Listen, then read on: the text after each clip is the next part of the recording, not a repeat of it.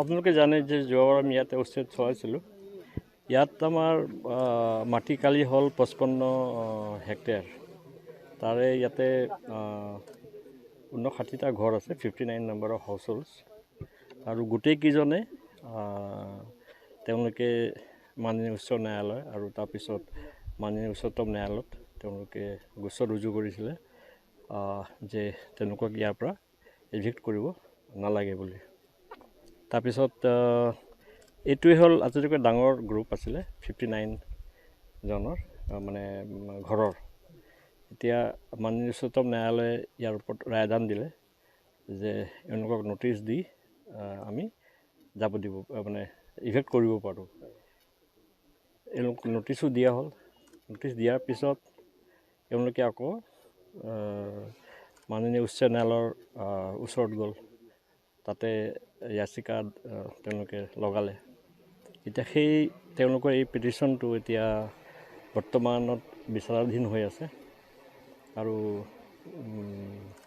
এতিয়া আমি আশা কৰোঁ যে হয়তো এতিয়া সোনকালে মাননীয় উচ্চ ন্যায়ালয়ে যেনেকুৱা ৰায় দিব সেইমতে আমি আমাৰ নেক্সট কাৰ্যপন্থাটো তেনেকুৱাকৈ আমি ডিচাইড কৰিম।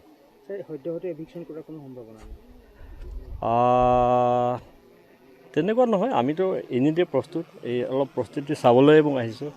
আৰু এটা কথা হ'ল যে ইয়াতেতো ষ্টে আছিলে, ষ্টে মানে ইয়াতে আৰু কোনো কাম তেওঁলোকে কৰিব নোৱাৰে, যেনেকৈ আছে তেনেকৈ আছে। আপোনালোকে দেখিছে ঘৰবিলাকো যেনেকৈ ভঙা আছে তেনেকৈ ভঙা আছে। কিছুমানে হয়তো তিৰপাল তৰিছে, সেইটো সময়তো মই আহিছিলোঁ। তাৰপিছত তেওঁলোকক নিৰ্দেশ দিয়া হ'ল যে আপোনালোকে আৰু একো কৰিব নোৱাৰে।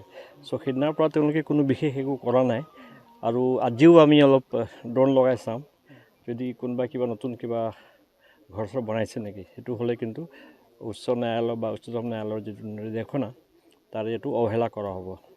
চ' সেইটো অলপ আমি আজি পৰিদৰ্শন কৰিম, চাই লওঁ। আৰু ইয়াৰ পৰা যিমান মানুহ আছিলে কিছু ঘৰ গৈছে, 7-8 ঘৰ অলৰেডি গৈছে। মই ভাবোঁ যে অহা কেইদিনত আৰু মানুহ গুচি যাব। উচ্ছেদ কৰাৰ পিছত ইলেক্ট্ৰিফিকেশ্যন এতিয়াও এক্টিভ হৈ আছে নেকি? তেনেকুৱা নহয়, সেইটো আমি একশ্যন ল'ম, তাৰ কোনো ডাঙৰ কথা নহয়। ইয়াৰ লগতে ছাৰ উৰিয়াম ঘাটত 11টা পৰিয়াল সেইটো আছে, আমি যোৱাকালি চালোঁ সেইটো। চ' তাতো ধৰক আমি ভাবিছিলোঁ যে মানুহে বা তেওঁলোকে কিবা বেলেগ পৰিকল্পনা লৈছে নেকি, নতুনকৈ ঘৰ সজা বা কিবা, আমি তেনেকুৱা একো পোৱা নাই। আৰু আমি কালিতো গোটেই উৰিয়াম ঘাটটো চালোঁ। তাৰপিছত গেলাপুখুৰী আৰু এই ৰাজাপুখুৰী আৰু গেলাজান সেই এৰিয়াবিলাক কালি আমি চালোঁ গধূলিৰ ফালে। তেনেকুৱা কোনো একো আমি পোৱা নাই। এভিকশ্যনৰ সময়ত আমাৰ যেনেকৈ আছিলে আজিও ঠিক তেনেকৈ চলি আছে।